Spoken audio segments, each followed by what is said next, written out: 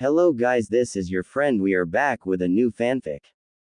And if you enjoy this fanfic, then please press the like button and subscribe to my channel for more fanfic like this. And now let's start a new fanfic. October 10th, outside Naruto's apartment. Fear. Fear is what Naruto Uzumaki is feeling right now. His heart pounding, sweat pouring down his face as he runs as fast as his body will take him. Bruises cover his body and he has deep wounds that are bleeding heavily. His clothes torn and burnt. The gift Ayame and her father gave him held tightly to his chest as he gets closer and closer to his destination. He looks back at the angry mob behind him. They're holding pitchforks, torches and whatever they could get their hands on.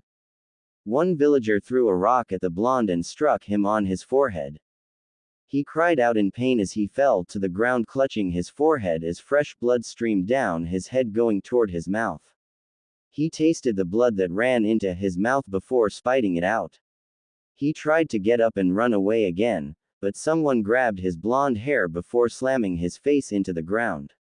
He cried out once again in pain before reaching out to grab someone.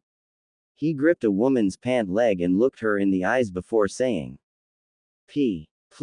Please help me," Naruto choked out before he was slapped across his face. The mob cheered as he struck again and again by the woman. Her pink hair beginning thrown around as she struck the boy harder and harder.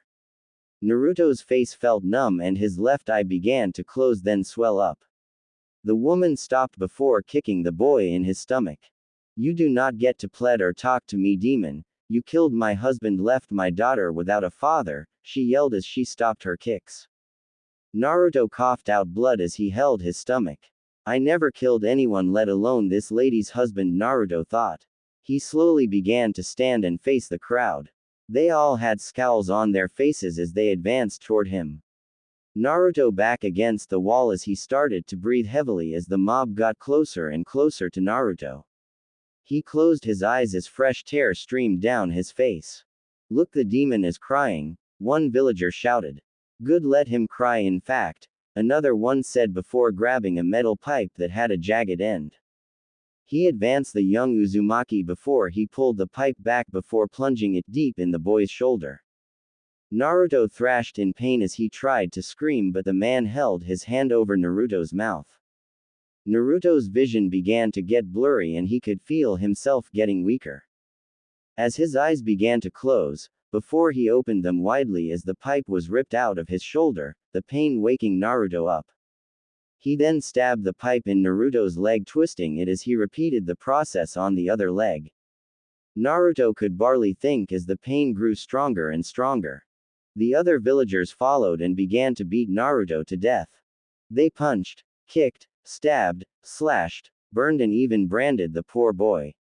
When they were finished, they threw him against the wall. He was breathing even heavier than before, if that is even possible. His blonde bangs that now had blood in it shadowed his eyes so they could not see the tears. The branding mark over his heart felt like it was still on fire. "Maybe it's because they poured salt into the wound after they branded me," Naruto thought as he tried with all his might to stand up. But as he soon realized his legs were broken, his right arm dislocated and his left shoulder had a tennis ball-sized hole in it. "Is this it? Is this how I die? By people who I wanted to protect when I grew up," Naruto thought. The sound of gravel crunching brought the blonde's attention to the man standing in front of him. Naruto brought his head up slowly to see a man with white hair that seemed to defy gravity. He was wearing the standard Anbu gear and had a wolf mask with red markings. Naruto looked deep in his eyes and saw that one was gray while the other was a bright red and had 3 spinning tomos. Even thought Naruto couldn't see the man's face, he knew that was angry at him just like the rest of them. The white-haired man lifted up his left hand before electricity came out of nowhere surrounding his hand. "This is for my sensei, you demon brat," he said before pulling his hand back. "Chidori," he shouted before plunging his hand into Naruto's chest. Naruto felt the electricity flow through his body as it numbed his body. He felt his heartbeat slow down as his eyes grew heavier and heavier. Naruto slumped against the wall dead. The white-hair Anbu yanked his hand out of his chest before he turned to the crowd. The demon is dead, but you all need to get out of here before the Anbu get here, he said as he began to wipe his hand off on Naruto's jacket. The crowd cheered before they left to go to their homes and celebrate the death of the demon. They were all gone but two people, the pink-hair woman and the white-hair man. They smiled at each other before she grabbed his hand and told him, "Thank you Kakashi for getting rid of that demon and freeing my husband's soul, and maybe now I can move on," she said before walking with the Anbu away from the dead boy. "It was my pleasure, council member Haruno, and now my sensei can rest in peace knowing that the demon was dealt with," Kakashi said before he turned toward her.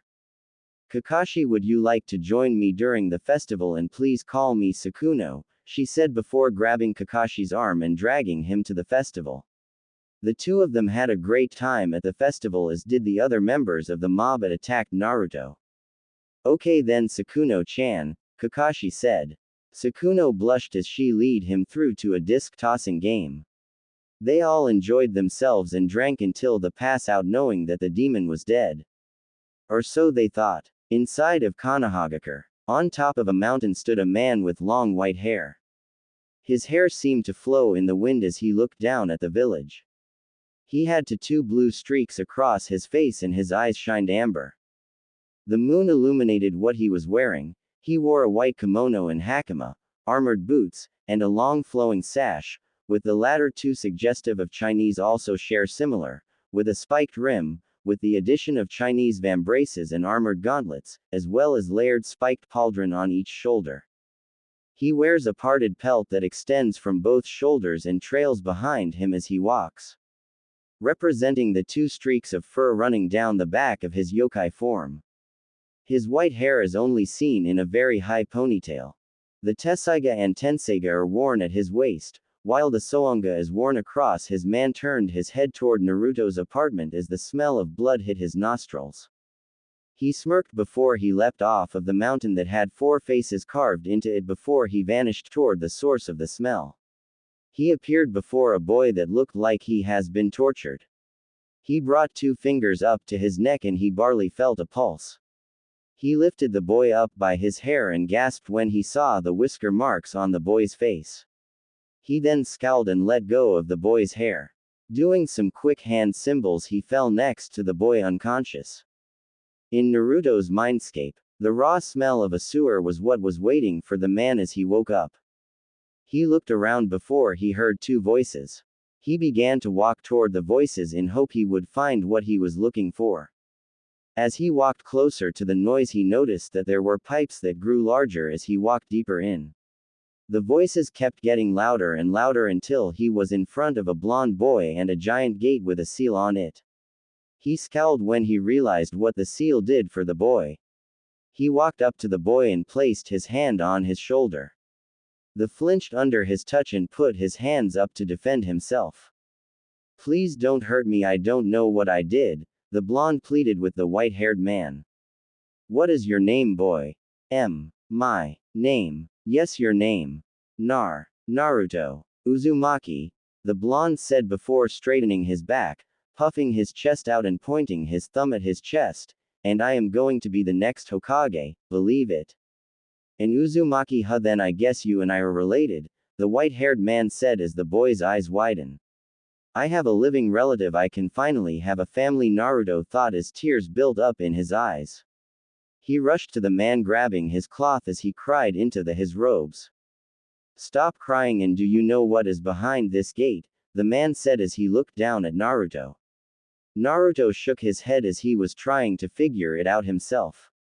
"I may be smarter than the average 7-year-old, but I don't have a clue what's behind this gate," Naruto thought.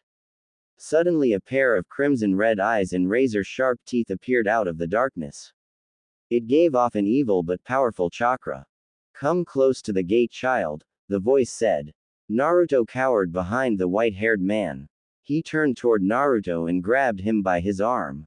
He then pushed Naruto in front of the gate so he could face whoever or whatever was behind it.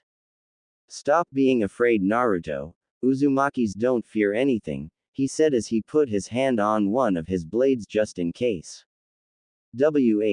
"Who's there?" Naruto asked, trying to be brave in front of his only living relative.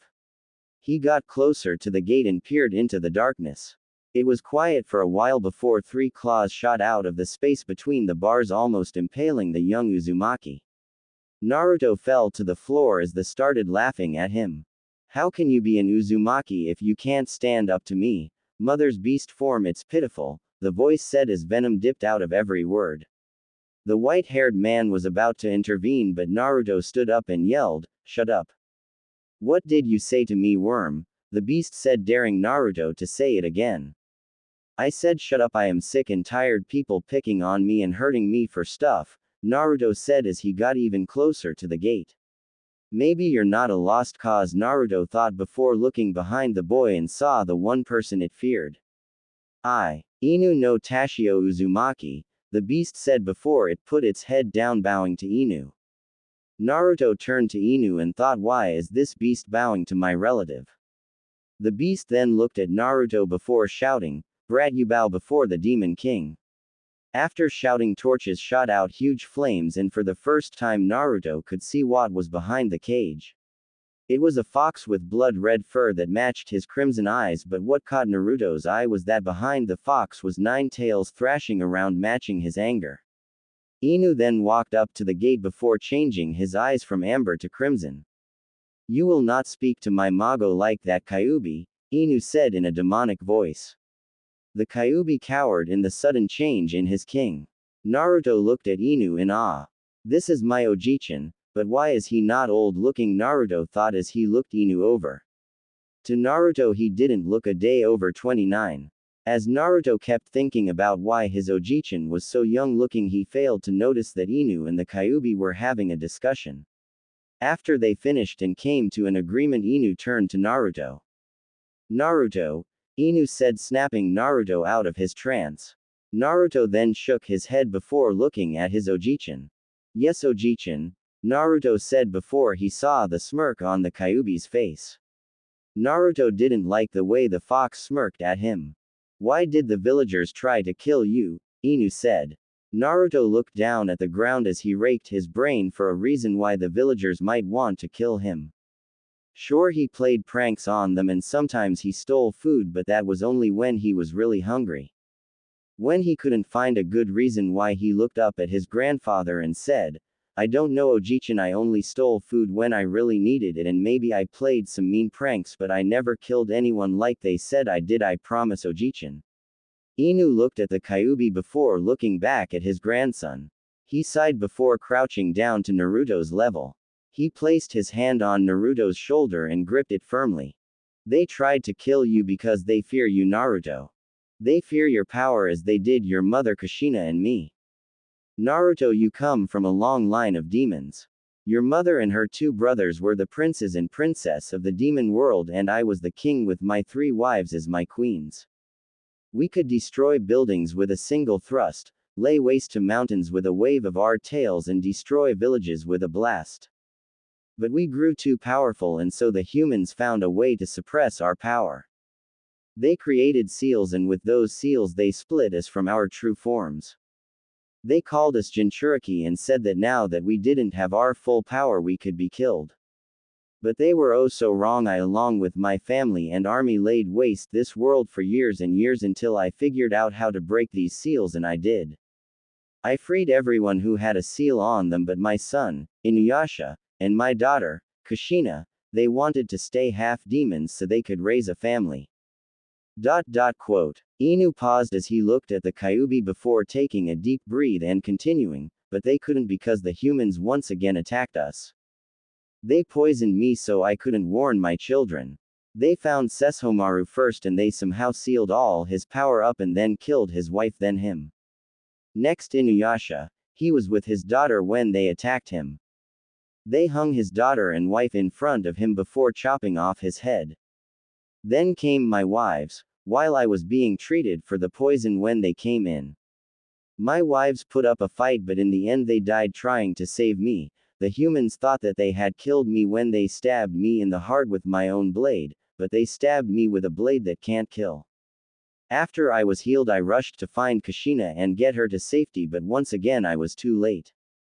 They hired someone to unleash Kushina's true form and then split the two of them apart. Quote. He paused once again and Naruto noticed that Inu had tears in his eyes. Naruto stretched his arms out and brought Inu in for a hug. Inu let out a silent sob as he held Naruto, his last heir, the only one who could carry on the Uzumaki name when he was gone and the only one who could avenge his family. Inu stopped crying and wiped his eyes before he took on last ragged breath before continuing. The beast attacked this village and nearly destroyed it until Kushina's husband, who was a seal master and Hokage of the village at the time, sacrificed himself and your mother to seal the beast inside you. I came too late and I could only watch as the beast disappeared as I was about to join the fight. I found the bodies of your mother and father with a hole through their chest and you on an altar. Before I could take you and raise you as one of my own, the village's shinobi came and took your parents' bodies and you. I was going to go after them, but then the poison started to act up again, so I had to leave to be healed, vowing to come back for you. But before I left, I followed the shinobi and they brought you along with your parents to a council meeting. They were talking about what to do with you now that they knew the Kyuubi was sealed inside of you. Most wanted you dead, even that Hokage of yours want to kill you. But some wanted you to live so that you could be a weapon for the village. Soon the council agreed and they dubbed you the demon of the hidden leaf. I vowed that when I came back that they were going to pay for what they were going to do to you and will. Inu finished as he looked at Naruto, who had his blonde hair shadowing his eyes. Naruto, Inu said, worried about his Mago, but that all changed when he saw a evil smirk that found its way on the 7-year-old's face. Naruto picked his head up, his normal blue now a deep crimson. If they want a demon then they will get one, Naruto said in a demonic voice as he turned to the seal on the gate that separated him from the Kyuubi. The whisker marks on his face deepened and his fingernails were sharpened to a point. Ojichin, you said that this was my mother's true form, then were as mine, Naruto said in his normal voice, but his eyes were still crimson.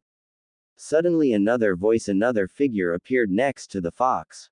It was a white wolf with its own 9 tails flowing around behind it.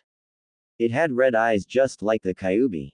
You finally came, Naruto-sama. I thought that you would never come and I would be stuck here with this fox for the rest of your life. Oh, by the way, my name is Okami, the wolf said before he looked over at Inu and bowed.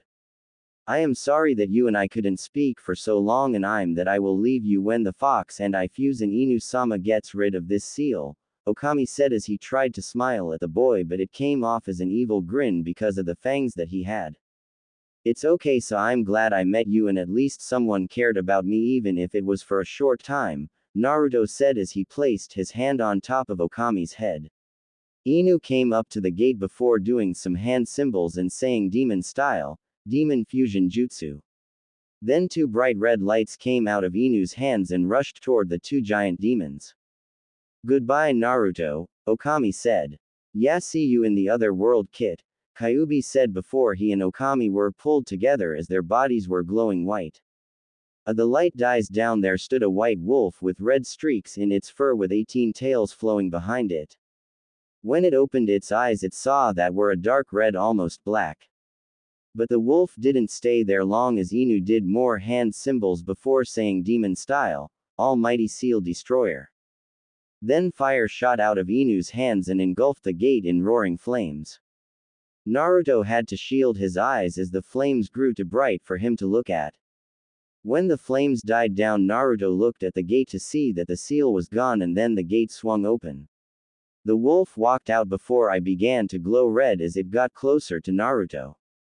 Naruto put his hand out and touched the wolf's snout. To Naruto's surprise, then wolf began to be absorbed into him. The more of the wolf that was absorbed, the more powerful Naruto felt. When the wolf was gone, Naruto turned to Inu and said, "What is this, Ojichin? This is the power of you and your mother combined, and with this power you will destroy this village," Inu said before putting his hand on top of Naruto's head. As Inu was rubbing his head, he noticed that there was a pair of canine ears on top of his head just like his mother, Kushina, and his uncle, Inuyasha, had. Okay, Ojichin, but I want to save the people that were nice to me. Thought is that okay, Ojichin, Naruto said as he looked up at Inu. Inu chuckled before nodding his head. Naruto jumped up and cheered before he ran around Inu chanting, "I'm gonna destroy the hidden leaf." Inu tapped Naruto on his shoulder before he said, "Before you can destroy this village you must first be trained, and that is what you and I will be doing for the next 7 years." Naruto nodded his head before smiling brightly at Inu. "Good, now let's get out of here and get your father's stuff out of his compound," Inu said before he felt a tug in the back of his head. Inside of Konohagakure, Naruto sat up and put his hand on his head. "Wowda, I have a headache," Naruto thought before he heard a groan next to him. He turned to Inu trying to stand up. Naruto rushed to his side to try and help his Ojichin. Inu smiled at Naruto before looking behind him and saw that not a thing had changed. The village was still partying and don't have a clue what had just happened. "Naruto, how are your wounds?" Inu said, causing Naruto to look down at himself. He had forgot that the mob had nearly killed him, but to his surprise the wounds were gone. He lifted his shirt and saw no hole or branding mark on his chest. Instead, Naruto saw a tattoo of an wolf with 18 tails over his heart. He smiled before he looked at Inu. "You said that we had to my father's stuff out of his compound, but you didn't say who my father was," Naruto said. "True, I didn't, but I gave you pretty big hints, like he was a seal master, he was the Hokage of this village, and that he defeated the Kyuubi. So Naruto, who is your father?" Inu said as a grin came on Naruto's face when he realized who his father was. "The fourth Hokage is my father," Naruto said, only to get a nod from Inu. Naruto ran around Inu putting his arms out as he pretended to be an airplane. "Naruto, come on, we have to go," Inu said before Naruto nodded. Inu grabbed Naruto by his arm before he and Naruto vanished. At the Namikaze compound, Naruto looked at the large compound in awe, as he had always dreamed of living in a place like this. "Naruto, I need you to come here so you can open the door," Inu said as he approached the wall. The wall had 5 seals in a pentagon shape. The writing on the seals told Inu that it was a blood seal that could only open when someone of Namikaze blood. Naruto looked at Inu in confusion. "How are we going to get in if there isn't a door?" Naruto said. Inu smirked before pulling a kunai out of his pouch. He grabbed Naruto's arm and gently cut his palm. Naruto winced in pain but didn't complain. Inu then placed Naruto's bloody hand in the middle of the 5 seals, and then the blood was absorbed by the seals. Naruto pulled his hand back in time to see his cut healing already, and in 2 seconds it was healed. "Wow, I can get used to this," Naruto thought as he watched the wall began to have a ripple effect to it when he pulled his hand away. "Come Naruto, we have to get all the supplies out of here so they can help you in your journey," Inu said as he walked through the wall. "Wow, my Ojichin is so cool," Naruto thought as he followed Inu through. 2 hours later, outside of Konohagakure, Naruto and Inu were standing on top of a large tree looking back at Konohagakure. Inu had multiple storage scrolls tied around his back and his waist. Naruto had 5 storage scrolls on his back and in his hands. Inu looked at the village as he had a wicked smile on his face. Konohagakure doesn't know what they just did. They have declared war on all demons, and for that they will all pay. All except the ones that Mago wants to live. Oh well, see you 7 years Konohagakure, Inu thought before he and Naruto vanished in the night. 7 years later, outside Konohagakure, Naruto no Taisho Uzumaki Namikaze Uchiha was walking along the pathway that lead to the village of Konohagakure. Naruto learned about being an Uchiha from looking at his father's scrolls about the Sharingan, and he also grabbed his father's birth certificate for whatever reason. But what shocked Naruto the most was his father's full name, which was Minato Namikaze Uchiha. Naruto understood why his father never used the Uchiha surname. It was so his foes underestimated him in battle. Naruto continued to walk down the path thinking about his family. "Ojichin, I'll make you Ka-chan and 2-chan proud," Naruto thought before he heard his loud shriek. "Someone help me," the female voice said. Naruto narrowed his eyes before dashing toward the voice at breakneck speeds. Naruto jumped into a tree and looked to the left to see a teenage girl about his age on the ground backing up slowly away from three men. Naruto kept a firm grip on Bakuseiga as he watched what was happening. "Oh, look what we have, the Hyuga heiress all alone," one of the three men said. The others laughed as they advanced toward the girl. Suddenly Naruto got a sense of deja vu as he remembered what the villagers did to him 7 years ago. Flashback. The villager advanced the young Uzumaki before he pulled the pipe back before plunging it deep in the boy's shoulder. Naruto thrashed in pain as he tried to scream, but the man held his hand over Naruto's mouth. Naruto's vision began to get blurry and he could feel himself getting weaker. As his eyes began to close, before he opened them widely as the pipe was ripped out of his shoulder, the pain waking Naruto up. He then stabbed the pipe in Naruto's leg, twisting it as he repeated the process on the other leg. Naruto could barely think as the pain grew stronger and stronger. The other villagers followed and began to beat Naruto to death. They punched, kicked, stabbed, slashed, burned and even branded the poor boy. When they were finished, they threw him against the wall. He was breathing even heavier than before, if that is even possible. His blonde bangs that now had blood in it shadowed his eyes so they could not see the tears. The branding mark over his heart felt like it was still on fire. "Maybe it's because they poured salt into the wound after they branded me," Naruto thought as he tried with all his might to stand up. But as he soon realized his legs were broken, his right arm dislocated and his left shoulder had a tennis ball-sized hole in it. "Is this it? Is this how I die? By people who I wanted to protect when I grew up," Naruto thought. The sound of gravel crunching brought the blonde's attention to the man standing in front of him. Naruto brought his head up slowly to see a man with white hair that seemed to defy gravity. He was wearing the standard Anbu gear and had a wolf mask with red markings. Naruto looked deep in his eyes and saw that one was gray while the other was a bright red and had 3 spinning tomos. Even thought Naruto couldn't see the man's face, he knew that was angry at him just like the rest of them. The white-haired man lifted up his left hand before electricity came out of nowhere surrounding his hand. "This is for my sensei, you demon brat," he said before pulling his hand back. "Chidori," he shouted before plunging his hand into Naruto's chest. Naruto felt the electricity flow through his body as it numbed his body. He felt his heartbeat slow down as his eyes grew heavier and heavier. Naruto slumped against the wall dead. Flashback end. Throughout the flashback, Naruto subconsciously clenched his area around his heart. That white-haired Anbu is going to suffer for what he did, Naruto thought before he snapped his head up at the sound of katanas being drawn. The 3 men all had their blades held high in air as they let out a loud yell as they brought down their blades. Naruto quickly put his face mask on before rushing at the 3 men at impossible speeds, cracking the ground as he ran. Naruto grabbed the girl and brought her back to the tree he was standing on just as the men's blade hit the empty spot. "What the hell, where did she go?" one guy said as he looked around the clearing for her. The 3 of them went back to back and stood in the middle so they could see the whole clearing in case they had to defend themselves.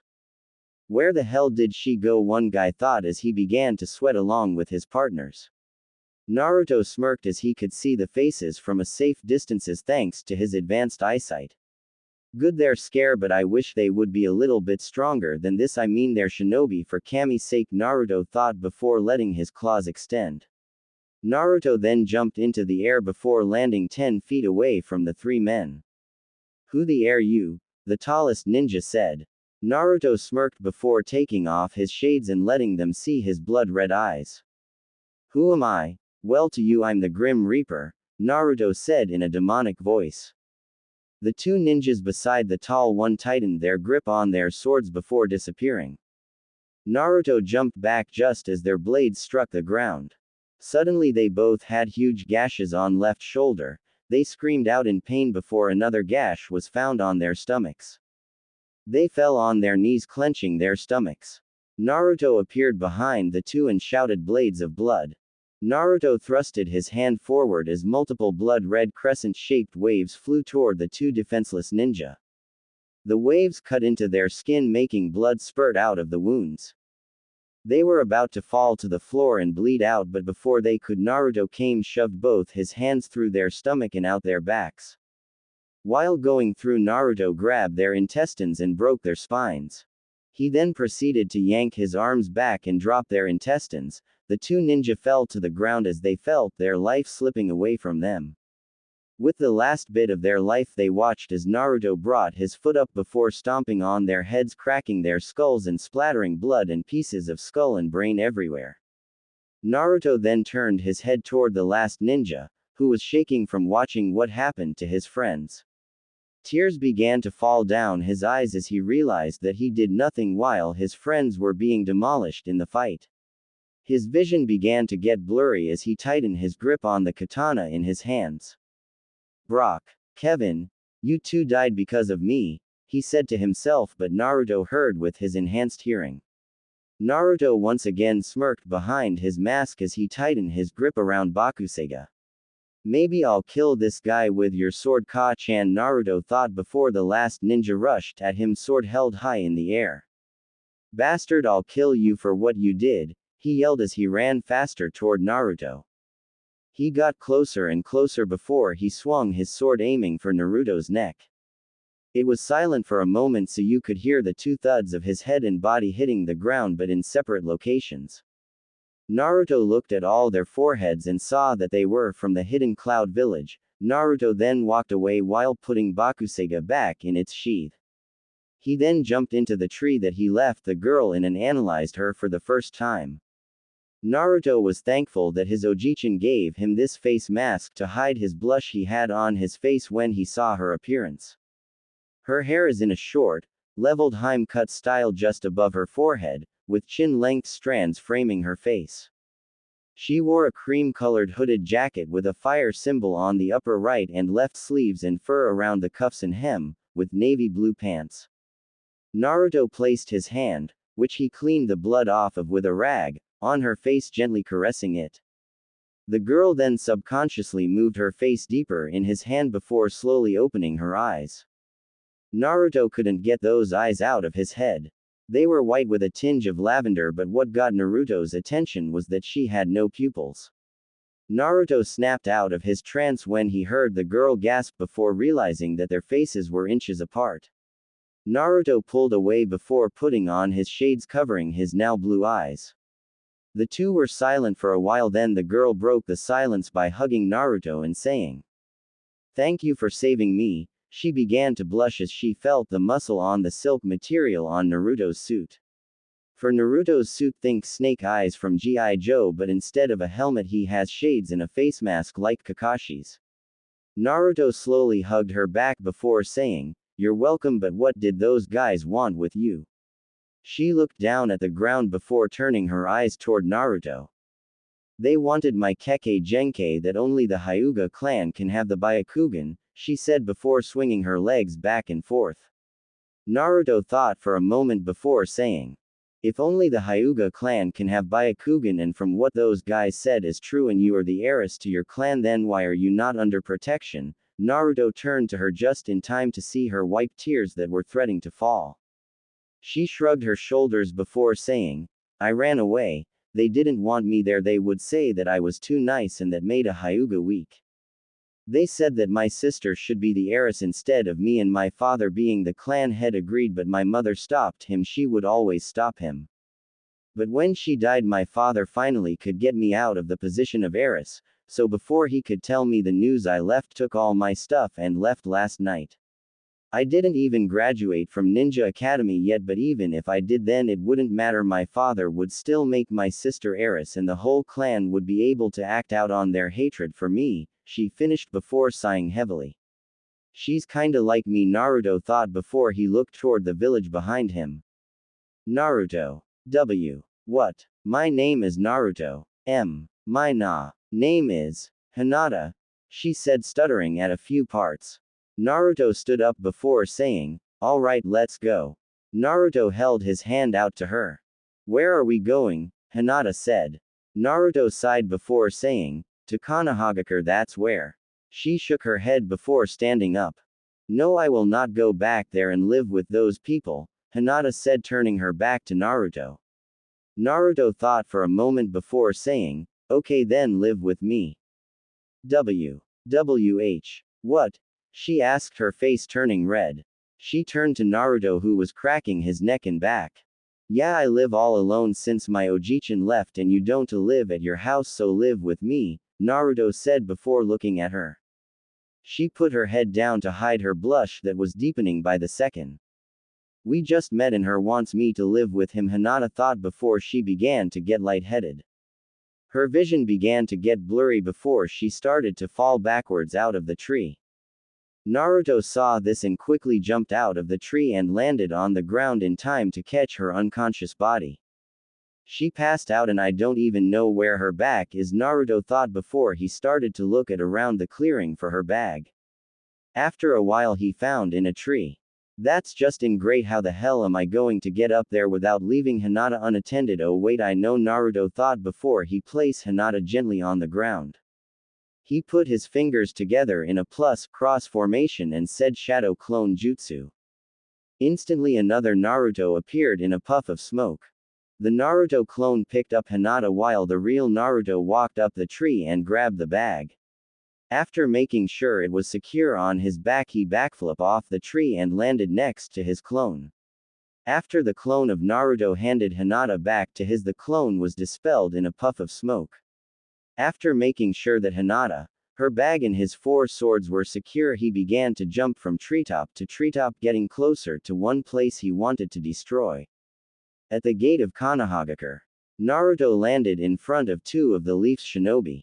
He knew they were Leaf Shinobi by the headbands they were wearing. One guard walked up to Naruto and placed his hand on his kunai pouch. State your business, he said, as if daring the blonde to try something. Naruto's ears twitched in annoyance before he took a deep breath and said, I'm here to bring back a citizen of yours and I wanted to talk to the Hokage. The guard then walked toward Hinata and looked at her face. He gasped when he saw that it was the missing girl from the Hyuga clan. If I tell the council I found her, they will reward me greatly, he thought as he reached his hands out to take her from Naruto. But before he could get the chance, Naruto jumped backwards away from the Leaf Shinobi. He glared at the man, not trusting him or anyone from the Leaf at the moment. I'll take her and I don't know you, so why should I trust you? Kid, you're walking into my village, you're going to listen to what I say. And if I don't, then you're gonna regret it, brat. Try me, Naruto said before made a shadow clone to hold Hinata. This surprised the guards because that was a forbidden jutsu and took a shit ton of chakra. Naruto cracked his knuckles before getting in a fighting pose that they didn't recognize. The guard that was still at the gate didn't want to fight the kid if he knew a forbidden jutsu, quickly intervened. You may go, but you have to straight to the Hokage, he said as he opened the gate. Naruto nodded, grabbed Hinata before dispelling the clone and dashing into the village, going straight to the Hokage's tower. I remember always going here as a kid to be protected by him. Now that I know the truth, I know not trust him or anyone else in this damn village, Naruto thought as he jumped from rooftop to rooftop until he landed in front of the Hokage's tower. Naruto hedged his ears so no one knew who he was. He walked up to the secretary and asked for a meeting with the Hokage. She told him that he was in his office. Naruto noticed that she was a lot nicer to him when she didn't know who he was. When Naruto got to the top of the tower, he knocked on the door and waited until he heard an enter come from someone inside. When Naruto opened the door, he was greeted by the Hokage with a warm welcome. Yeah, let's see how long this welcome lasts when he figures out who I am, Naruto thought as he placed Hinata down on the couch before standing in front of the Hokage. Hello, first let me be the first to welcome you to Konohagakure. I am Sarutobi, the Hokage of this village. And how did you come across the young Hyuga clan member? Sarutobi asked, giving a smile. Naruto knew that smile was fake. He had that smile before on his journeys with his Ojichin. Naruto then explained how he was walking down the pathway to Konohagakure, heard Hinata scream for help and how he saved and brought her back here, but he left out some of the details like who he was and why Hinata was outside the village. The Hokage then stood up and placed his hands on Naruto's shoulders. Naruto had to hold back the urge to cut the man's head off with Tessaiga. Now how old are you, mister? Sarutobi said, stopping so Naruto could finish. Naruto smirked before saying, Uzumaki. Sarutobi frowned before he let his hand fall sewn to his side. Suddenly he analyzed the boy standing in front of him. Blonde hair, Uzumaki surname, and I bet if I take his glasses and mask off then I'll see whisker marks and blue eyes. Okay, I have to pretend that I am still nice to him, Sarutobi thought before he forced a smile. Welcome back, Naruto. May I ask where you have been for 7 years? Sarutobi said as he stared at the boy's swords. Huh, those swords look powerful. Maybe I can convince him to give them to Sasuke. I mean, those weapons don't belong to a demon, Sarutobi thought as he continued to analyze Naruto's swords. Naruto narrowed his eyes at the Hokage through his shades but knew that if he did attack the Hokage then the 5 Anbu guards that are in here would attack him as well. Even though I can beat them, I don't want to destroy the village yet.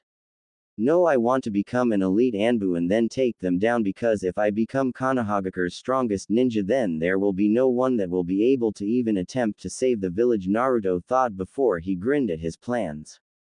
Luckily the idiot of a Hokage was still eyeing his blades.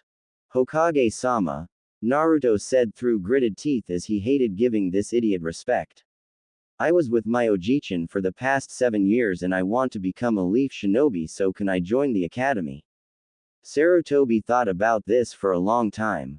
If we get the demon stronger then he could give us the military advantage, Sarutobi thought before smiling, thinking that Naruto was still the dumb blonde that was still under his and the council's thumb.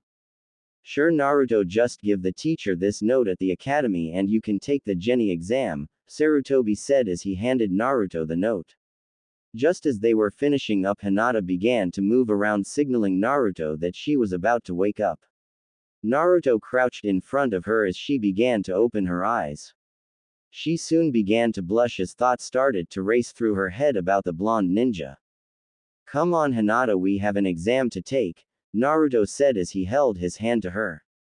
She nodded her head, not trusting her voice, and grabbed his hand. While Hinata was not looking, Sarutobi scowled at the two, thinking that if the demon breed with a Hyuga then world as we know it would be over. Naruto saw the scowl through his shades and made his eyes turn blood red. Sarutobi looked at Naruto and he saw that he could see 2 red spots in his shades. Naruto proceeded to lead Hinata out of the Hokage's office and began to walk toward the academy. So Hinata, what's the academy like? It's full of people who either hate or worship Sasuke Uchiha, but it's not all of them. Ino Yamanaka, Tenten, and Karin are nice to me. Good to know, but who is Sasuke Uchiha? He's the last Uchiha alive in the village ever since his brother Itachi killed the whole clan. So basically they all kiss his because he is the last holder of the Sharingan.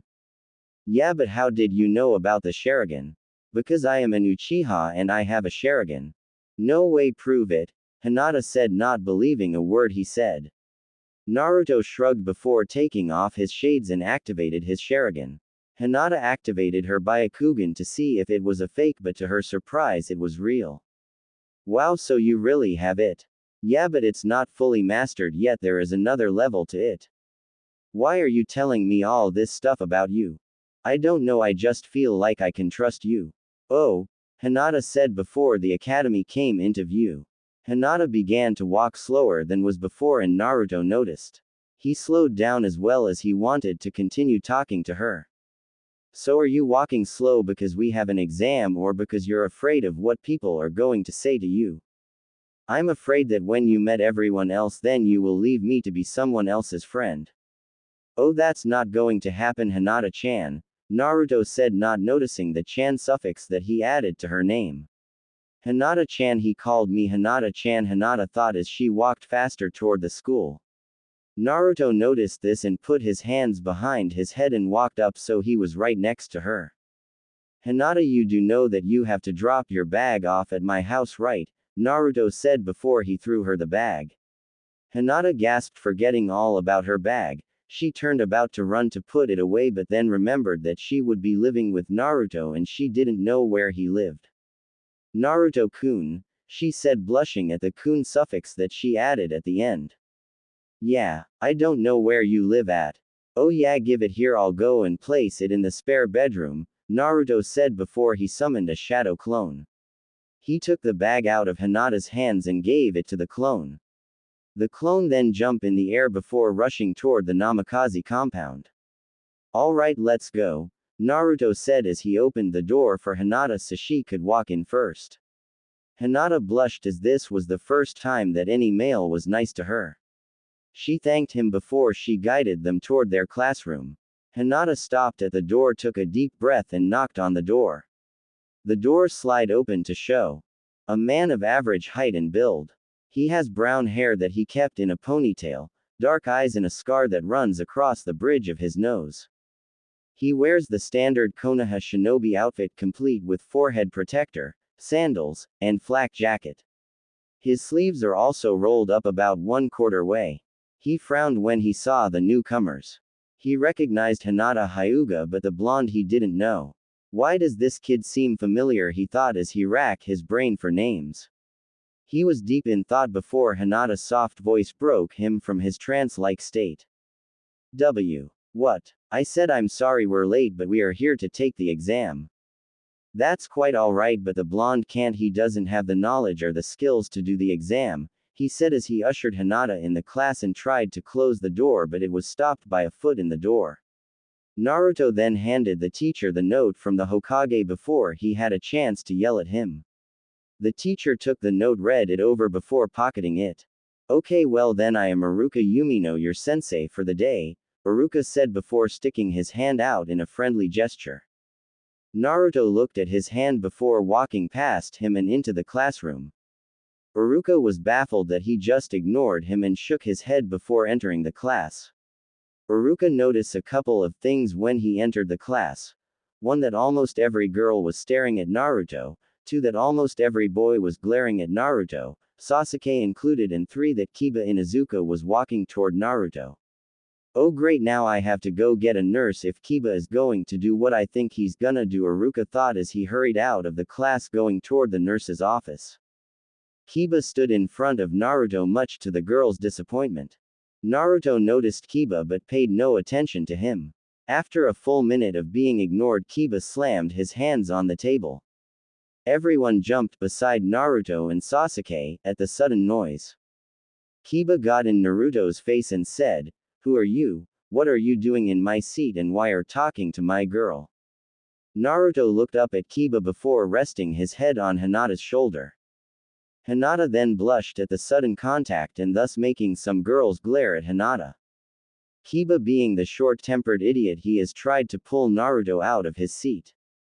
Well, as he went to grab Naruto, Naruto got up, grabbed, flipped Kiba over his shoulder. He then grabbed both of Kiba's arms and pulled them back as placed his foot on Kiba's back. With hard tug, Naruto dislocated both of Kiba's arms. Then he kicked Kiba into the nearby wall, cracking it. The class gasped at what they had just witnessed. He beat Kiba with even trying, Hinata thought. Just then Iruka came into the classroom with the nurse so she could treat Kiba's injuries.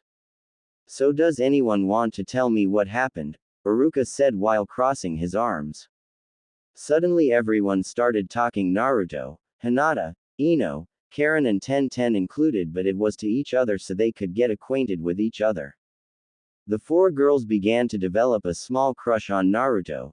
They don't know why, maybe it was the way he acted or the way his ninja suit clung to his body showing his muscles, but all they knew was that they wanted to get closer to him. Hinata was happy because she would get to live with him for a while. But then they heard the voice of a soiled brat, a pampered bubblegum princess and a lazy genius. The dope beat up Kiba for no reason, a boy with a duck butt hairstyle said. Yeah, he did what Sasuke said, a pink hair girl said. You should kick him out, a boy with a pineapple-shaped bun on his head yelled. Many others began to say the same as these 3. Hearing that everyone was turning on Naruto because he was new, the girls stood you. No, that's not fair, Kiba started it, Hinata said, surprising everyone because Hinata wasn't the one to speak out loud. She would be the quiet one that Iruka would always ask to speak up. Yeah, Kiba tried to punch him, A Karin said once, surprising everyone because Karin wasn't too fond of boys because of an incident that happened between her and Sasuke. That's not fair if you kick him out, Tenten and Ino shouted, surprising the class for the last time. These were the next ice queens of Konohagakure. The girls who didn't want a boyfriend but was wanted by every boy in the academy, and here they were not only taking interest in the same boy but defending him as well. These arguments then continued, much to Iruka's displeasure. Naruto could care less, he was too busy petting this white dog he had found. It seemed to take a liking to Naruto. Hinata and the three other girls who were defending him stopped and stared at Naruto in awe. Akamaru never is this nice to anyone beside Kiba, Hinata thought. The other girls were thinking the same thing. A while later Kiba was healed and Iruka finally got the class to settle down. Iruka then began to do roll call so he could finally begin the exam. Sasuke Uchiha, Sakura Haruno, Shino Aburame, Bruce Young, Shikamaru Nara, Ino Yamanaka. Jane Doe, Don Lee, Tammy Chan, Kim Chong, Lily Wong, Hinata Hyuga. Tenten, Karin, Takeo Yoshi, Choji Akamichi. Kiba Inuzuka, Lucy Liu, Neji Hyuga, Rock Lee and Naruto Uzumaki. Iruka finished with a smile. He remembered Naruto from when he took care of him until he lived in his apartment. Naruto noticed this and made a mental note to find out why he was acting this way. Iruka explained that there was two parts to the exam and that there will be another shinobi monitoring the exams. He told them that if anyone was caught cheating, then that person would fail that part of the exam, meaning that they fail the entire exam. Soon a shinobi named Mizuki came in. Mizuki has white shoulder-length hair with a slight hint of blue to it and green eyes.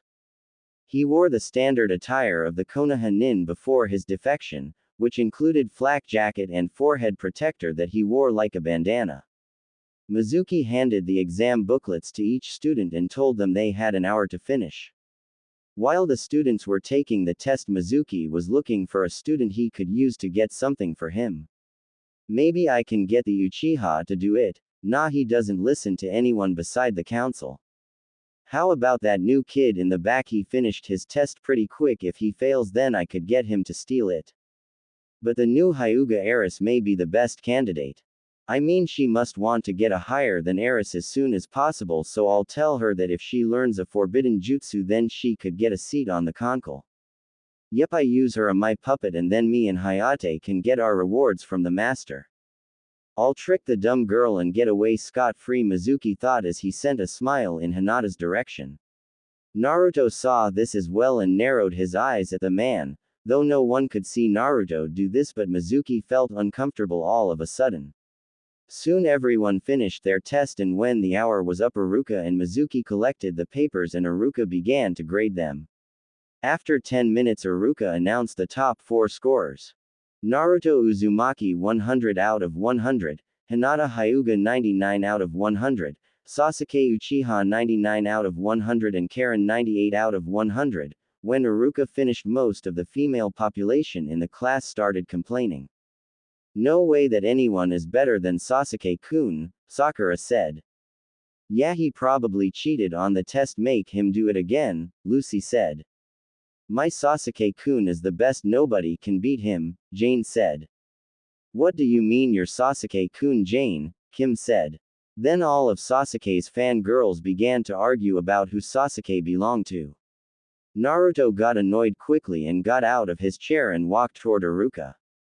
Akamaru following right behind him, barking happily, much to Kiba's displeasure. Hey Iruka-sensei, Naruto said, shocking everyone except Hinata and her friends because up until this point no one heard Naruto's voice. Akamaru barked, showing that he liked how smooth his voice was. Yes, Naruto, he said with a smile. I would like to take the other part of the exam now. Okay, but we have to have the other students watch for an example, is that okay? Whatever you want, Naruto said before Iruka stood up and led Naruto and the class outside. Outside the Ninja Academy, Konohagakure. Once outside, Mizuki and Iruka set up the targets and then told the class to stand 5 feet away from the testing area. Once everyone was where they wanted them to be, they told Naruto what to do. Okay Naruto, for this part you will have to try to hit each target on the red dot in the middle. If you do hit the red dot, it's an automatic 100 for that target. The farther you go, the more points you earn. If you happen to hit all the targets in the red dot, then you got a perfect score on this part, which no one got, Iruka explained. Mizuki was staring at Naruto with a smug look on his face. He may act all cool and stuff, but I bet he can't even hit the first red dot, he thought. Naruto grabbed 10 kunai out of his pouch and waited for the signal. Iruka threw an explosive kunai in the air and then it detonated, letting Naruto know that he could start. Naruto threw one kunai after another at different targets. They all hit the red dot perfectly. Sasuke scowled at the display of skill while the others were trying to pick up their jaws off the ground. Where the dope get his skill from? He must get special training. Maybe I can make the council make him give me the same training in those swords of his too. Yes, with skills like those then I will be on step closer to killing Itachi, Sasuke thought, his frown becoming a smirk. Sakura noticed the smirk and wondered what was so amusing to her crush. Maybe he's thinking about me and him going out on a date, Sakura thought before squealing to herself. Once Iruka and the others composed themselves, Iruka told Naruto to continue his exam, which was the jutsu portion. Naruto pondered on what level jutsu he should use. I don't want to show all my strength, but at the same time I don't want to appear weak to any of these people. Maybe a Chunin level jutsu will be enough, Naruto thought before smiling under his mask.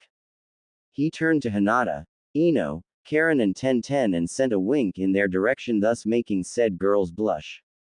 Naruto then waited for Iruka to signal him to start. Iruka then threw an explosive kunai in the air. When it detonated, that signaled Naruto to begin his exam. Naruto did a couple of hand symbols before shouting wind torpedo. Naruto then took a deep breath before he expels it in a single blow. The wind that Naruto expelled formed a torpedo that is near invisible as it launches towards the test dummies. Upon contact, it explodes the targets with the force of 6 exploding tags. So of the students have to shield their eyes from the dust that was being thrown around the area. Hinata picked up Akamaru and put him in her jacket so he wouldn't get blown away by the wind. Good, now they know to fear my power, even if it's not my full power, Naruto thought as he looked at the house-sized crater that was embedded in the ground. Iruka and Mizuki were slightly afraid of the boy. How did learn about his elemental jutsu at his age, and how can he use that much chakra in the jutsu and not suffer from chakra exhaustion, Iruka thought as he surveyed the land. To say it was ruined was an understatement. On top of the house-sized hole in the ground, Naruto somehow uprooted 4 fully grown trees and scattered them around the field, breaking the playground and one crashing through the academy window where their classroom was. In other words, the field was not fit to hold the genin exam, so he would have to use one of the training fields for leaf shinobis. Alright everyone, after Naruto finishes his exam we have to do the rest of your exams at the training fields for leaf shinobi, Iruka said as the class erupted in cheers until Iruka and Mizuki told them to shut up. Well, more Mizuki than Iruka. Iruka then told Naruto the final part of the test was making a clone and the use a hedge on yourself. Naruto easily made 3 shadow clones and then hedged them and himself as Hinata, Karin, Tenten and Ino.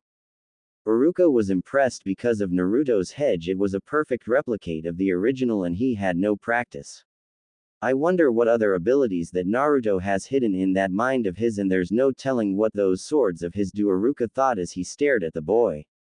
Unknown to everyone beside Naruto, there was 4 shinobis watching the events that was taking place for the rooftops across from the schoolyard. How the hell did a kid that's going to be a genin do a chunin level jutsu and do that much damage, said a woman with light brown, pupil-less eyes, and black hair which has a blue tint to it, which is styled in a short, spiky, fan ponytail. She is wearing a tan overcoat with a purple inseam, which has a pocket on both sides, and complete with a fitted mesh bodysuit that stretches from her neck down to her thighs.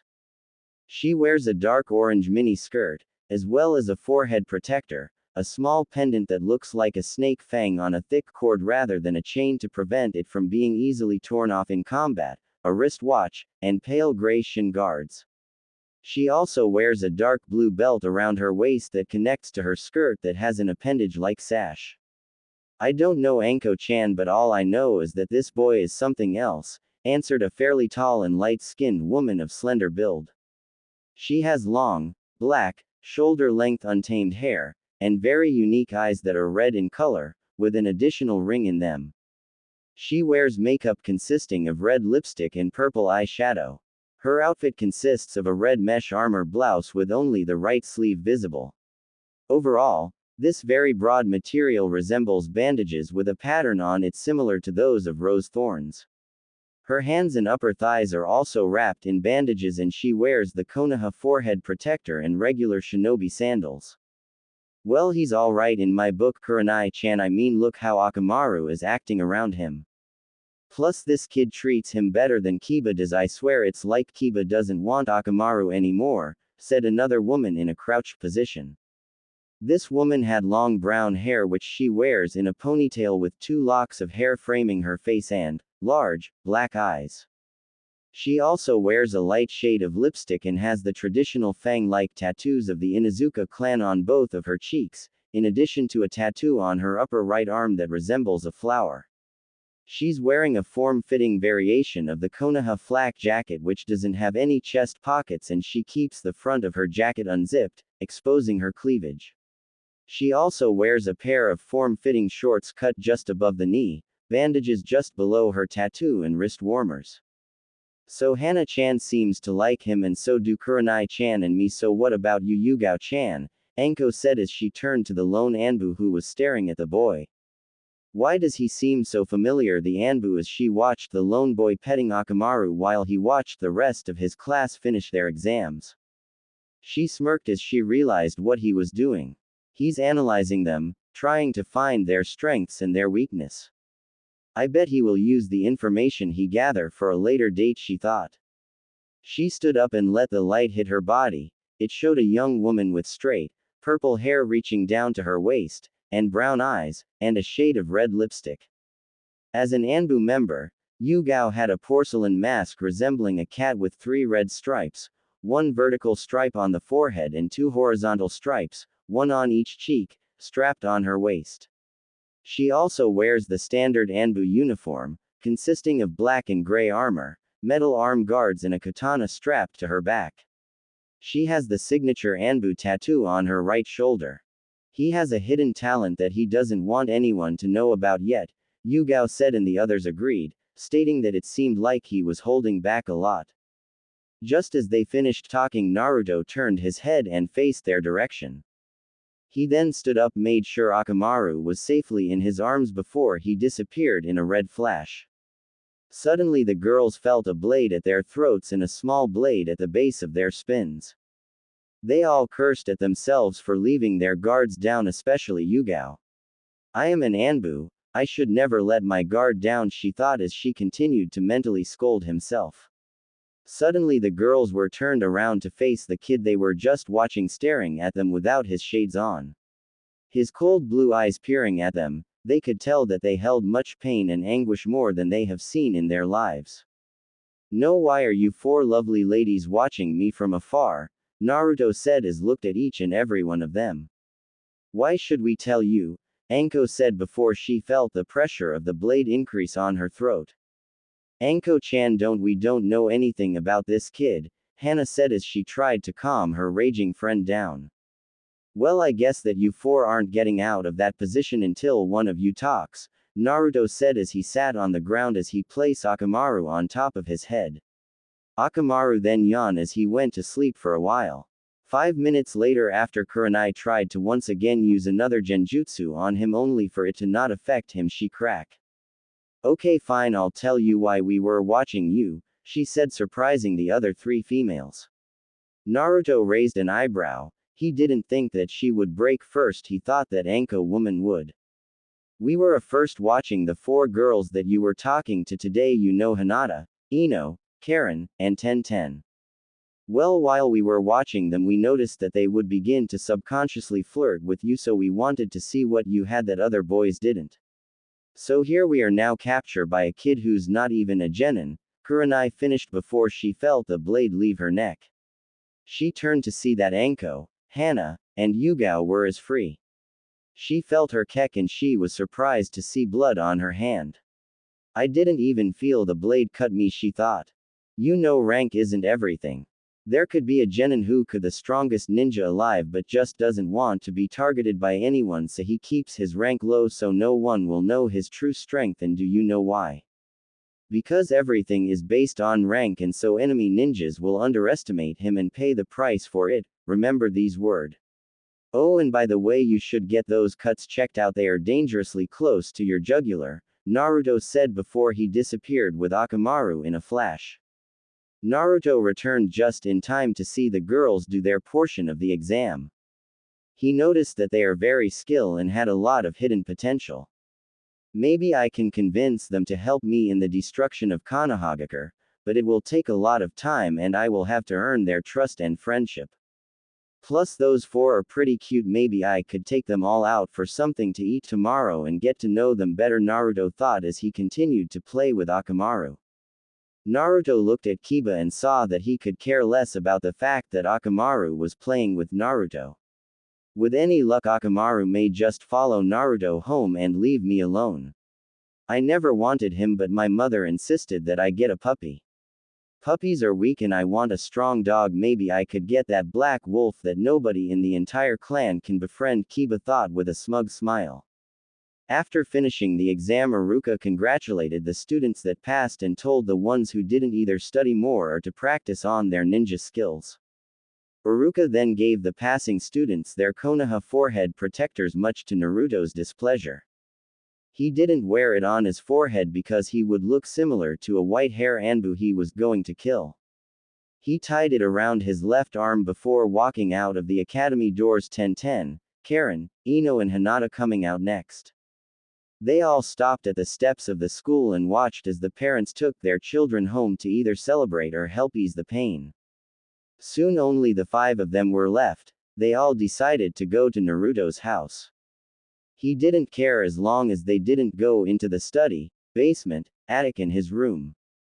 To say the girls were excited was an understatement, especially for Hinata.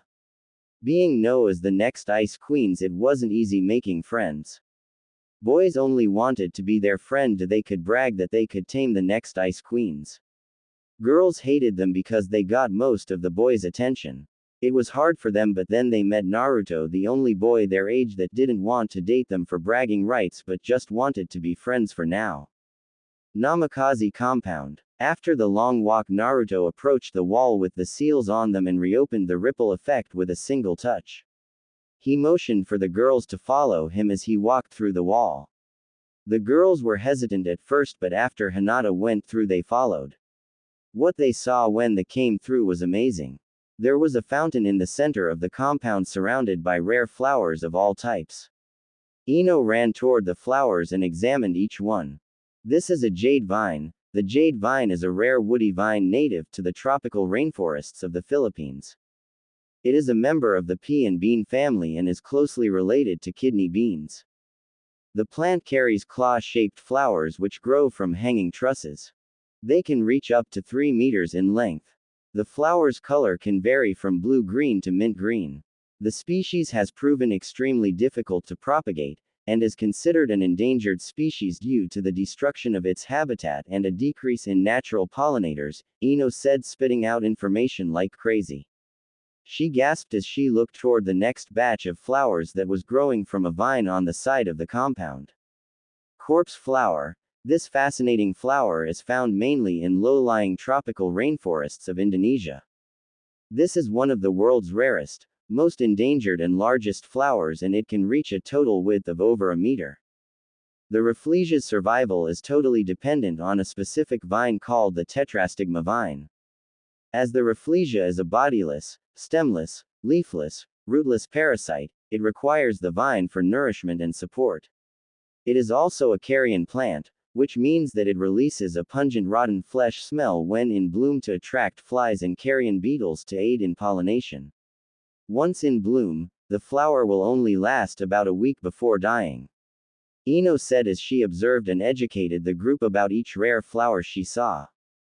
Ino, if like that then you'll love this, Naruto said as he led them into the house. As they walked down the hall they pasted a huge kitchen, a medical bay and much to Tenten's delight a weapons room. Naruto stopped at the door to a greenhouse that had a seal on the door. After Naruto infused his chakra with the door he opened it and let everyone in. He warned them not to bother the flower because it was very expensive to get it here and he didn't know where to get another one. When Ino saw the flower she nearly fainted but luckily Naruto caught her. She felt his muscles hold her close to him and she couldn't help but blush. She covered it up by rushing out of Naruto's embrace and examining the flower, but this time Naruto gave the information.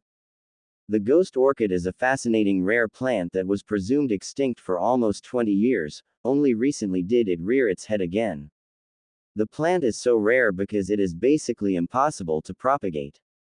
It has no leaves, does not depend on photosynthesis and does not manufacture its own food.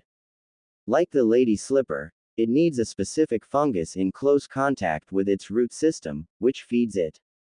The ghost orchid never grows leaves, and will therefore always depend on the fungus for its nourishment. The ghost orchid can live underground for years, without showing any external signs and will only bloom when all conditions are optimum. This explains why some orchid enthusiasts search for years and years just to have a glimpse of this elusive flower. Naruto finished before he led everyone out of the greenhouse and resealing the door. The Tenten rushed to Naruto and begged him to see the weapons in the armory. After begging for 5 minutes Naruto said it was okay but he told them that he couldn't take anything out of the armory. When Naruto unlocked the door Tenten rushed inside the girls following so after. Inside the armory was Tenten's dream come true. On the left was a types of katanas and swords. On the right was kunai, shurikens and explosives. Tenten was muttering to herself as she was naming all the different weapons in the room. The bow, also called the staff, can be one of the most important weapons in the ninja's arsenal. It was generally around 6 feet in length, made of hardwood or bamboo, and was hollow. The reason for the hollow part was another trick of the ninja trade. By flicking the bow with great speed, the ninja could launch a poison-tipped dart or small knife out of the open end of the staff, often catching the opponent off guard. The hollowed-out bow could also be used to hide medicine, poisons, maps, or other small weapons, she said as she picked up a bow before twirling it around like an expert. She then turned to the next weapons she saw before rushing to it. The kama are the basis of the kusari gama. Kama is just the sickle on its own. They are usually used in pairs and swung in various arcs, crescents etc. All sorts of slashing motions combined with the forward momentum of the ninja they can cause some devastating damage. The blade of the kama is roughly around 11 to 12 inches. The handle is slightly longer. Original sickles had a longer blade and shorter handle, Tenten said as she swung the kamas getting a natural feeling from them. She placed them back before turning to the last thing that really caught her eye. The kusari gama is a combination of a sickle, short scythe, and a long chain with a weight attached to the end of it.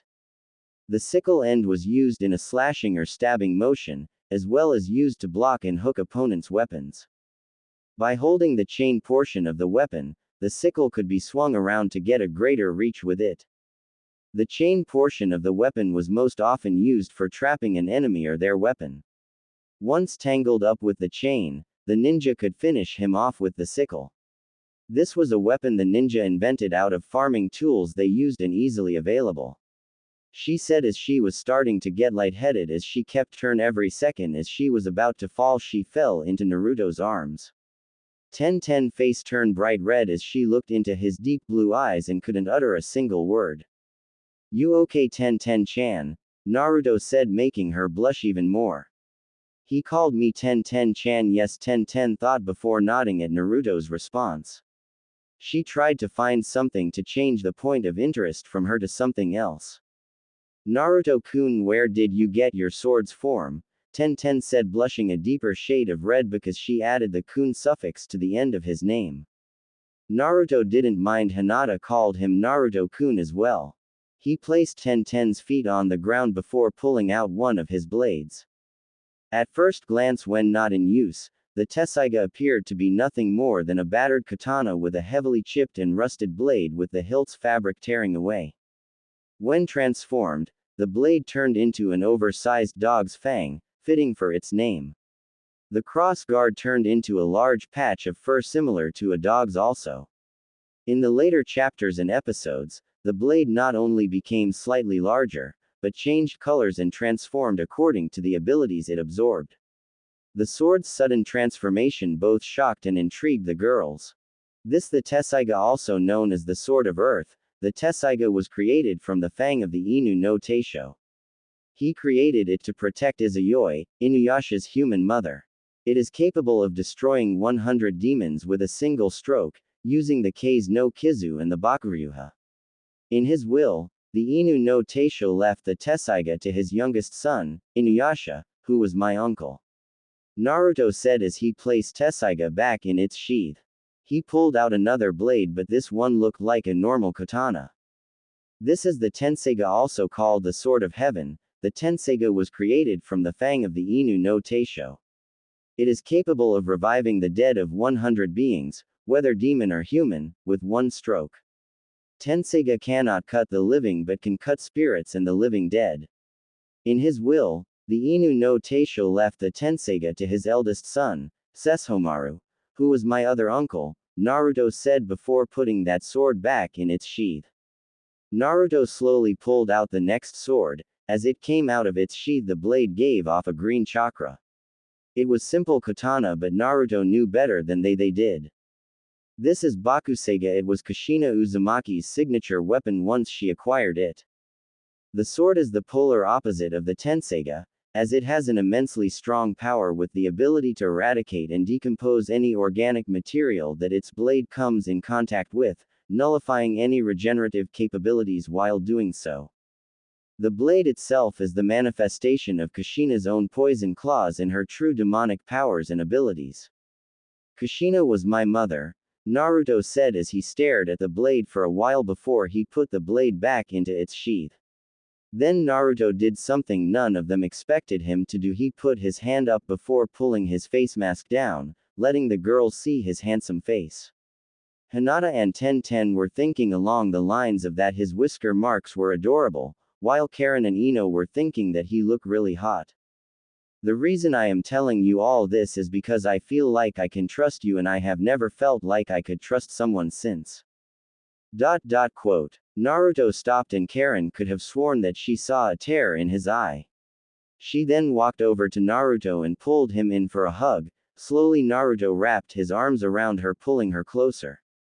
She pulled back after a while and gave him a kiss on the cheek, making Karin blush deeply and Naruto have a slight pink tint to his cheeks. They composed themselves before Naruto continued what he was saying.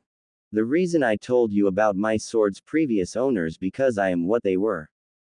And what is that? Hinata asked, getting worried about her roommate.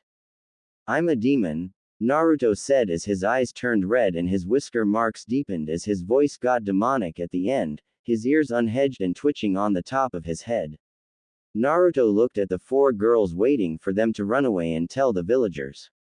If they do that, then I could destroy the village faster and I would have to play with them, Naruto thought before he felt a hand on his shoulder. He turned to see Hinata with a hand on his shoulder as she smiled at him. Why aren't you running away? Because demon or not, you're still you, Naruto-kun, Hinata said as she gave him a hug.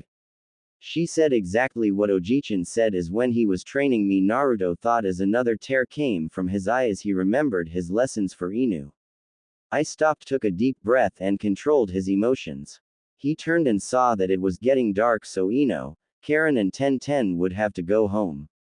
Well, it's getting dark, so I'll see you guys later, Karin said as she began to walk toward the exit. Before she left, she felt a strong hand grab hers. She turned to see Naruto with a smirk on his face. Oh, how she would like to kiss the smirk off his face, but she couldn't. Why don't you stay for dinner, all of you? Naruto said as he pulled Karin into the kitchen. Tenten and Ino couldn't argue and sat down at the table along with Karin. Hinata asked Naruto where her room was and led her upstairs and pointed to the room right next to hers.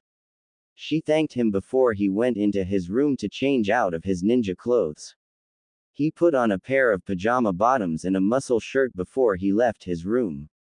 As he walked downstairs when he heard a dog barking, when Naruto opened the door, Akamaru came running in and stopped at Naruto's feet. Hey Akamaru, how did you get in? Naruto said as he looked at the wall that served as an entrance. No, the entrance seals are still in place. Maybe he had followed us in when I went home and was quiet the whole time. Oh well, Naruto thought before he picked Akamaru up. Alright Akamaru, let me cook the food and then you and the others can eat, he said before he walked to the kitchen.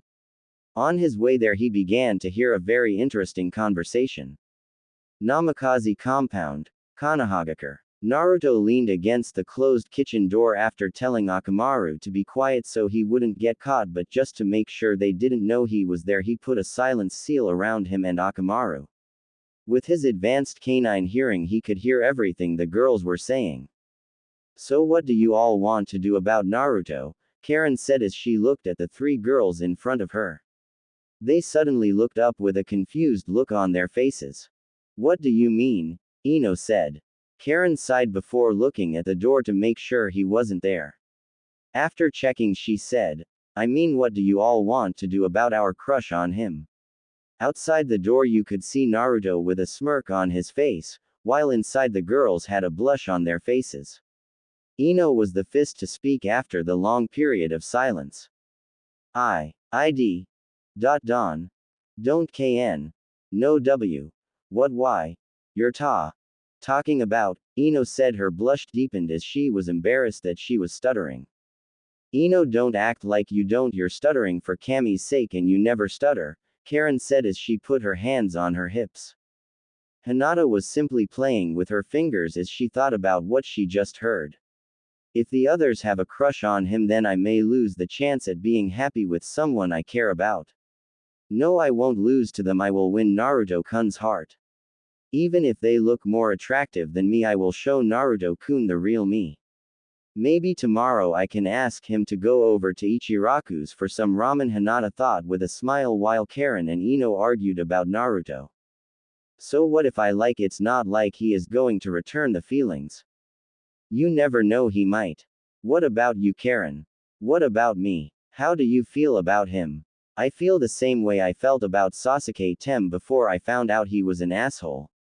It's not going to be a repeat of what Sasuke did, okay, so try and get close to Naruto-kun please. Anyway, we just made it clear that you and I have a crush on him, but what about Tenten and Hinata? Ino said. She then turned to the two girls and then raised an eyebrow. Tenten looked at the two and saw that had huge grins on their faces. She then looked back at the ground and mumbled, I may have a crush on him. His vast knowledge of weapons and the way he carries himself with such confidence and power, that makes me so attracted to him.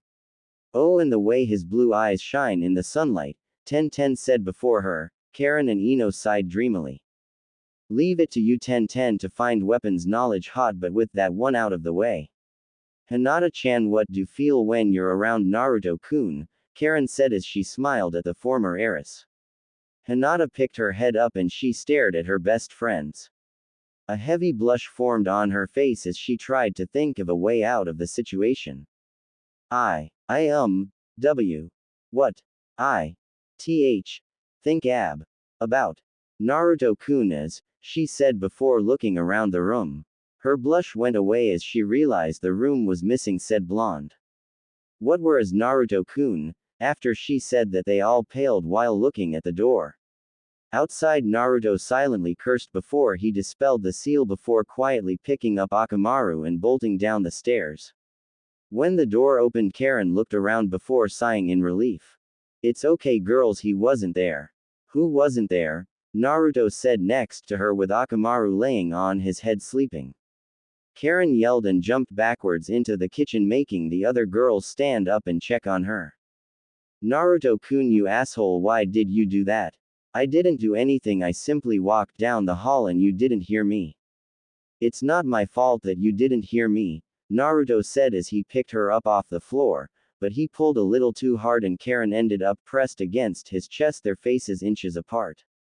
Karin blushed at not only the close contact but by the way Naruto was staring in her eyes.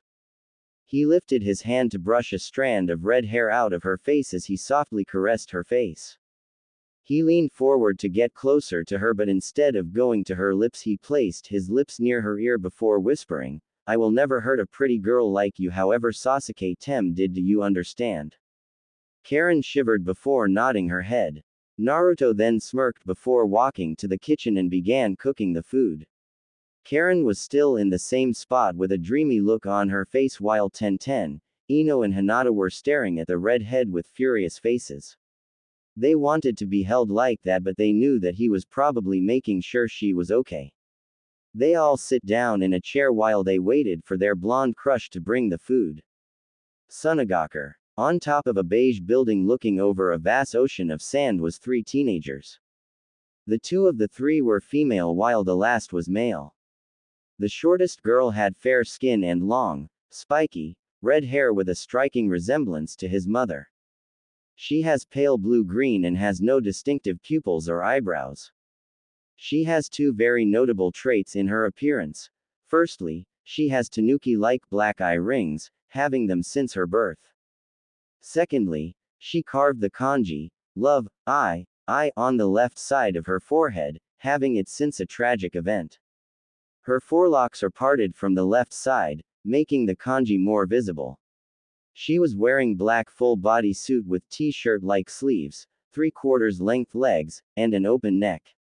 With this, she wore a white cloth over her right shoulder and the left side of her hips, and a wide leather band system over the left shoulder and right side of her hips.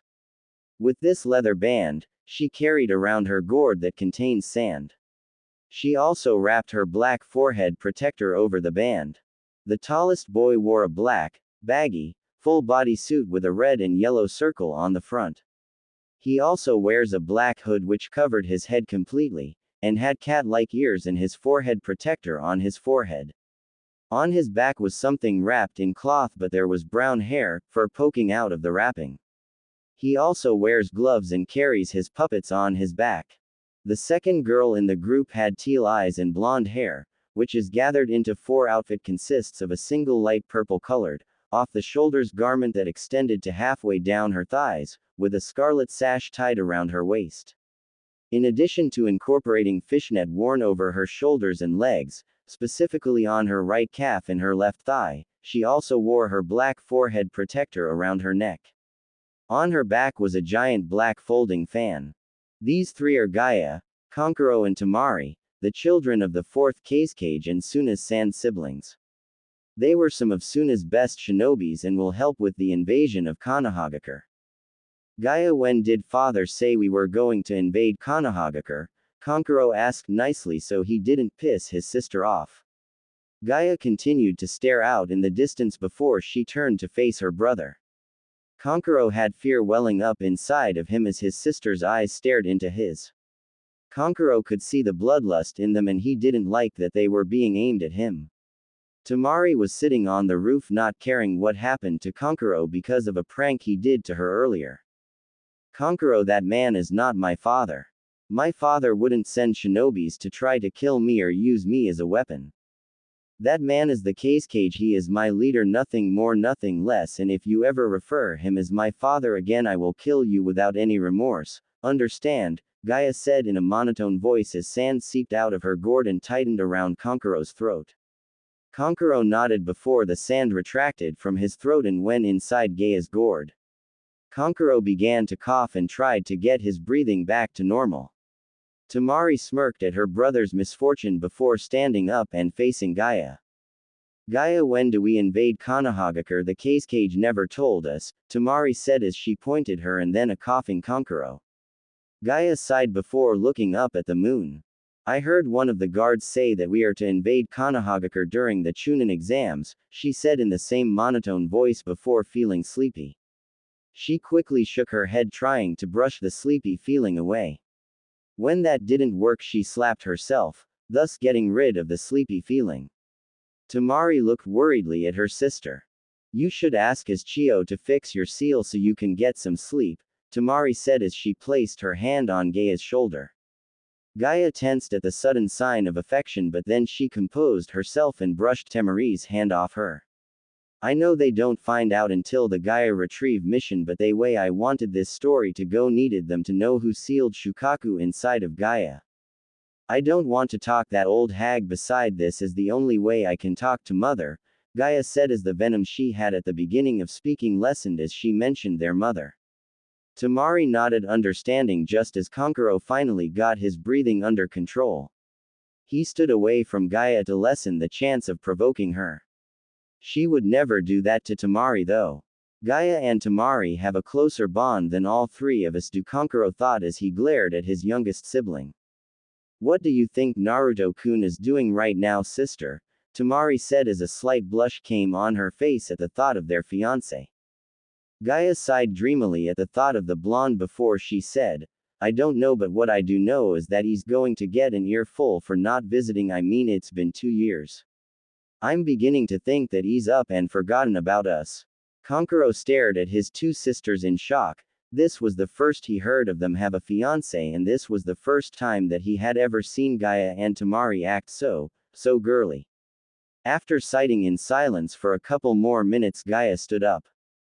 Let's go, Gaia said as she disappeared in a swarm of sand. Tamari and Kankuro nodded before they disappeared in a swirl of wind. They didn't know that after the invasion their lives were going to change drastically. Konohagakure, Namikaze compound. After Naruto finished cooking, he made multiple shadow clones to carry it. The girls were surprised at the amount of food that was set on the table: 10 steaks, 5 bowls of dumplings, 20 bowls of ramen, 4 pitchers of water, 3 plates of egg rolls, 2 cakes and 10 bowls of ice cream.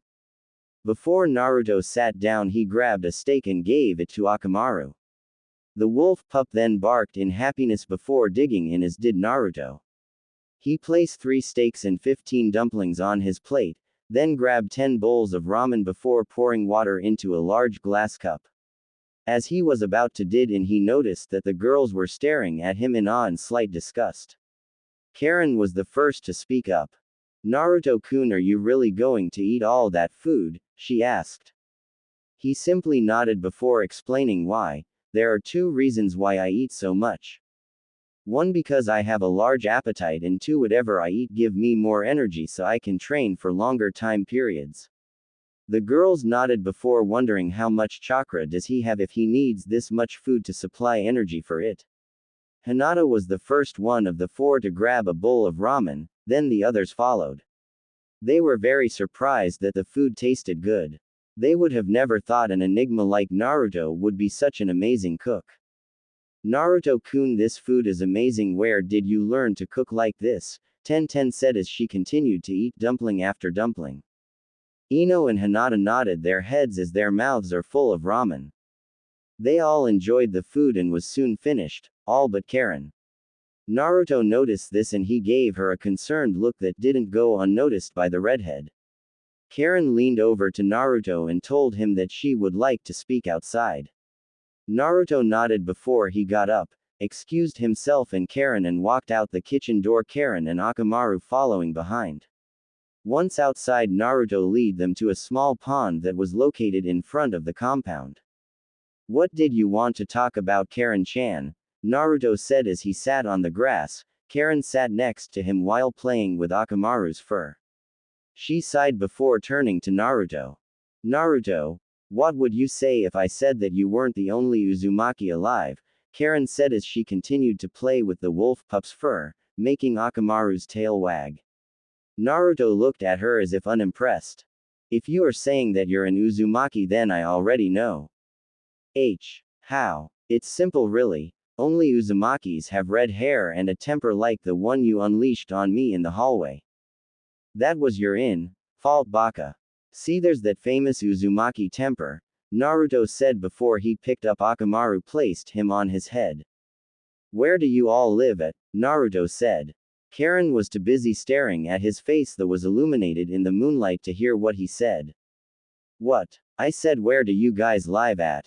Why do you want to know? Because I am taking you all somewhere tomorrow and I want to know where to pick you up at. Well, I live with my adopted sister Anko Mitarashi. Hinata is living at the Hyuga compound. Tenten lives with Yugao and Ino lives at the Yamanaka compound. Thank you for the information, but Hinata lives with me, not at the Hyuga compound. But why she is the heiress of her clan? Karin said, confused at the new information. Naruto then realized that Hinata never told them that she was no longer the heiress of her clan, so to make up an excuse he picked up Akamaru and said, well, I have to take this little pup back to his owner, after I make sure that you girls get home okay.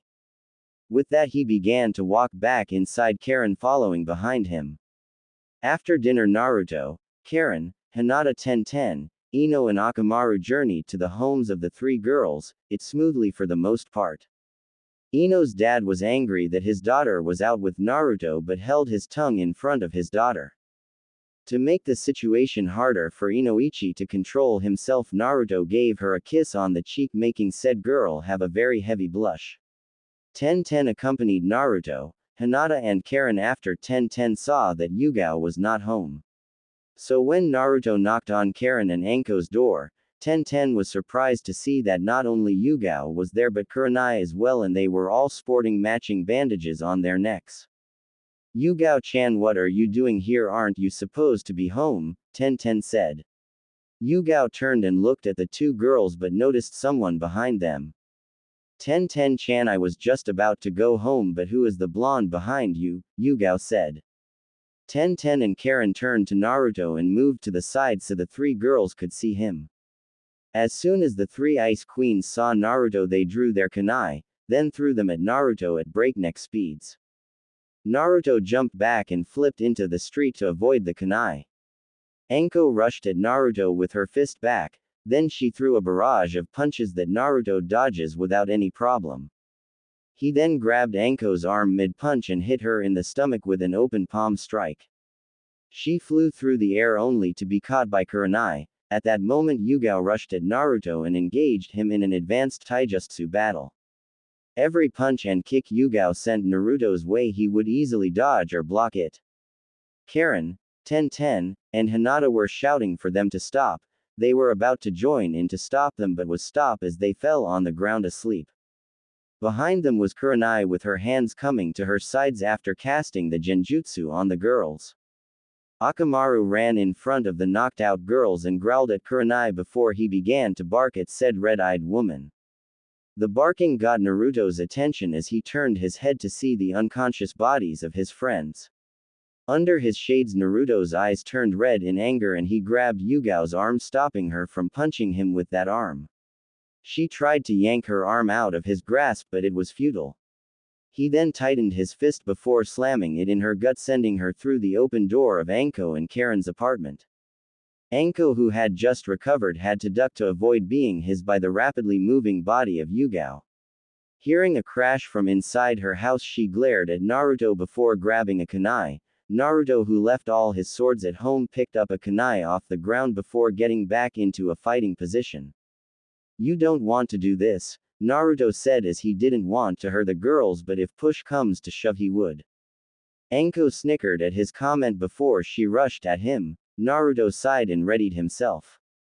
When she got close enough, Naruto ducked and swept her legs from under her, making her drop the kunai in her hands and land on her back.